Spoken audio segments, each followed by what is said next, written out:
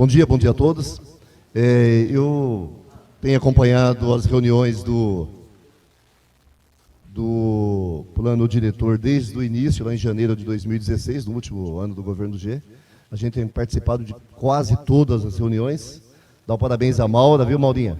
Você conduziu em 2016 a questão, né, do plano diretor. Parabéns pelo trabalho que você desenvolveu em 2016. A gente não pode esquecer nunca disso, né? Eu acho que a gente tem que exaltar do seu trabalho lá em 2016 e da Francisca, da doutora Inês, de todos agora em 2017, 2018. Alguns assuntos que nós discutimos nessas reuniões, que foi realmente cansativas, né? Parece que veio à tona aqui, mas esse é o momento mesmo, porque nós estamos falando para os vereadores, que serão os responsáveis por aprovar essa lei, por os próximos 10 anos. Então, alguns assuntos foram falados aqui, que nós, na verdade, falamos várias vezes nessas últimas reuniões, né? Nesses 2 anos ou 3 anos. O César acabou citando novamente o plano o parque linear. Alguém aqui também citou a questão da área do frigorífico, né? E se vocês verificarem, há 6, 7 anos atrás, está lá no YouTube, uma entrevista que eu dei, na época eu era presidente da Associação das Indústrias aqui de Jandira, que eu dizia que Jandira tinha a grande oportunidade de trazer para cá, por exemplo, uma mini Alphaville, porque uma Alphaville a gente não vai conseguir trazer nunca para cá, porque a gente não tem espaço físico mais para isso. Mas isso está registrado há 6, 7 anos atrás. E a gente falava exatamente dessa área aqui. E não é só o terreno do frigorífico, porque o terreno do frigorífico ele tem 60 mil metros quadrados, e como o César disse também, tem os recuos ali pela CETESB do Rio, que acaba sobrando 30 mil metros quadrados.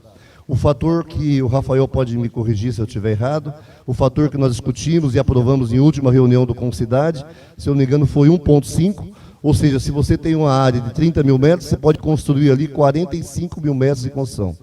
É isso que está definido no plano, vocês devem estar estudando aí nos próximos dias, nas comissões, e é o limite que pode ser construído ali na área do frigorífico. Mas na área do frigorífico é um pedaço. Eu acho que a gente tem que olhar até o Sagrado Coração, continuando a área do frigorífico, né? Ali tem um pedaço ali que é da CPTM, se eu não me engano, o Gilberto aqui pode me corrigir, né, Gilberto? E a CPTM já se prontificou em doar isso para o município. Então, podemos fazer sim uma parceria pública com empresários, com investidores nessa área, onde a gente pode estar discutindo a construção do parque linear pela iniciativa privada, com uma contrapartida, a manutenção desse parque linear depois com os empreendimentos comerciais, área de serviços que estarão se instalando ali nessa área, e também equipamentos públicos que realmente precisam. A gente não tem, por exemplo, uma FASEC em Jandira, uma faculdade de tecnologia. Eu acho que ali naquela área atrás da estação do Sagrado Coração, perfeitamente, ali tem uma área que cabe perfeitamente isso, né? Uma faculdade, pode também se pensar ali numa UBS, eu não sei, alguma coisa que possa estar discutindo isso futuramente. Mas o que a gente não pode é deixar agora, o Frank falou muito bem também, né? A cidade é para todos, né? Eu acho que a gente tem que atender aquele morador que só consegue construir 100 metros quadrados, né, que tem uma casa de 100 metros quadrados, 150, o outro também que mora no condomínio, que constrói 500 metros quadrados de construção, né, ali. Mas o que a gente não pode perder agora neste momento, eu queria falar isso para vocês, vereadores, é a grande oportunidade que a gente tem de trazer empresas na área de serviço para Jandira. A gente não está falando de comércio. Acho que o comércio, todo mundo sabe, do lado de cada linha, a gente tem nossa área comercial, né, supermercados, farmácias, um monte de coisa. Mas fazer com que ao outro lado da linha, também a gente revitalize e crie um novo centro ali de serviços. Não é nada difícil, investidores ali, desde que esteja bem documentado e respaldado pela Câmara Municipal de Jandira, chegar a novos investimentos aqui.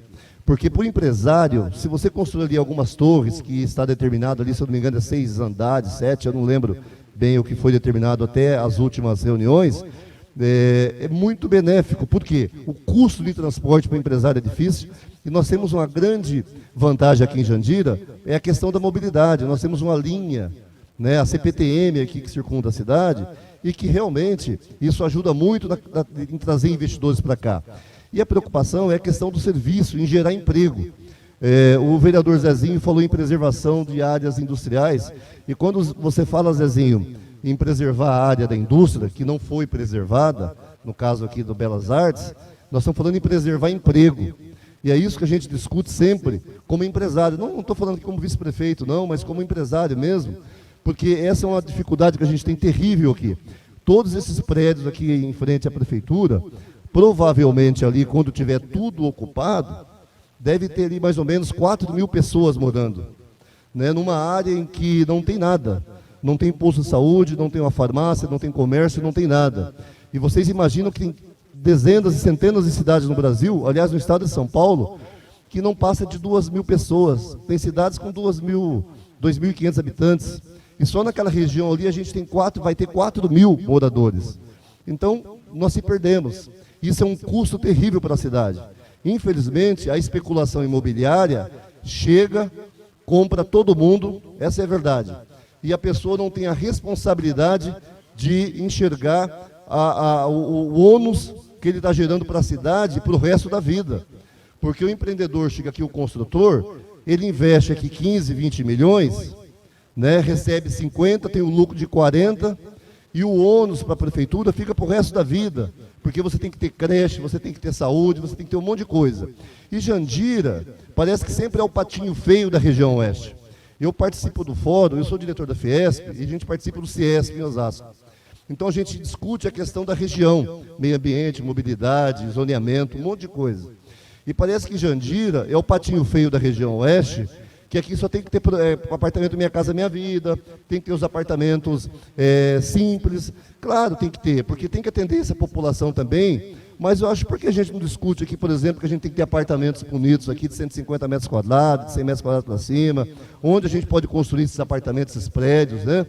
Eu acho que a grande oportunidade, agora está na mão de vocês, e a responsabilidade está na mão de vocês também, de pensar numa cidade moderna. Hoje qualquer cidade que a gente vá aí no interior de São Paulo, cidades pequenas, a gente vê um centro revitalizado, com prédios, né, integrados com área de serviço, com restaurantes.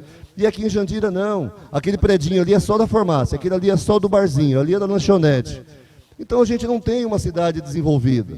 Basta comparar, eu acho que é simples comparar aqui pega aqui uma cidade de Tatuí, por exemplo, uma cidade pequena, Boituva, cidade próxima nossa aqui, que são cidades pequenas, mas que tem um centro revitalizados, com prédios bonitos, né, com área de serviço grande, uma área industrial grande.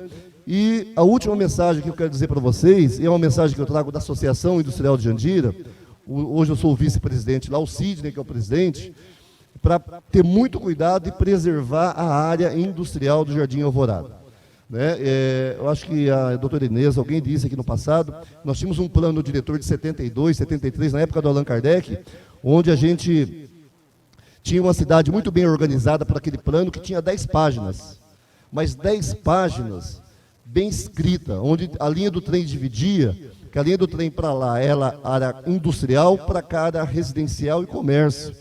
Né? E os terrenos na época eram de 250 metros quadrados com 10 por 25. E aí abriu esse negócio de 5 por 25, misturou toda a área industrial com zona residencial, então virou uma mistureba danada. E a gente não tem como mais organizar isso. O que a gente pode fazer, e aí eu acho que cabe a vocês discutir também nas comissões, por exemplo, o Jardim Alvorada, que é a fala minha neste momento, e última. Não deixar mais construir residência, por exemplo. Assim, não aumentar a população ali. Ali existe um risco muito grande, que nós já discutimos isso como associação de indústria, de trazer o Corpo de Bombeiro para cá há muitos anos já, e o Corpo de Bombeiro está na nossa pauta constante lá, porque ele tem a indústria química, muito perigoso, e com creche ao lado, com residências ao lado. Então, assim, a população ali no Jardim Alvorada, essa é a discussão, esse é o momento agora, para não aumentar mais isso.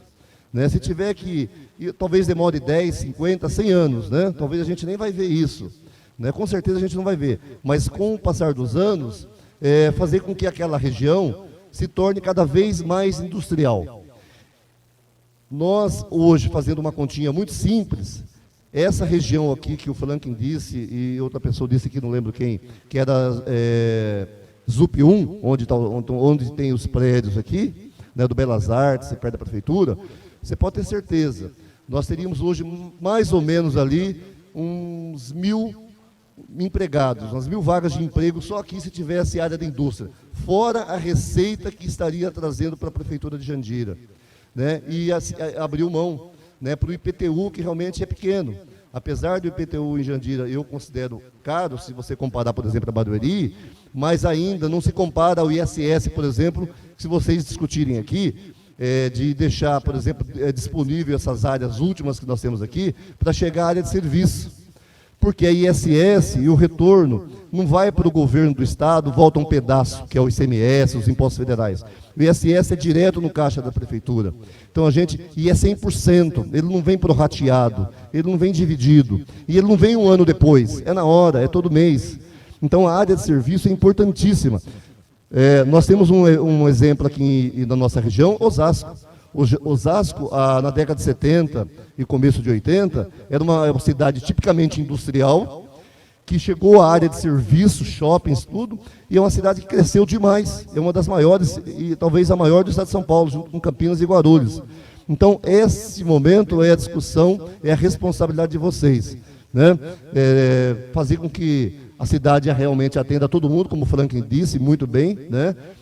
Tem que atender todo mundo, não é atender o vereador A, B, o vice-prefeito ou prefeito, não é atender a classe política, é atender a população de Jandira, mas sempre pensando no desenvolvimento, na geração de emprego, né, na possibilidade de a gente melhorar os serviços sociais da cidade, porque quanto mais receita tiver, mais indústria tiver, mais empresas tiver, mais dinheiro a prefeitura vai ter para investir em educação, em saúde, em cultura, né, em esporte.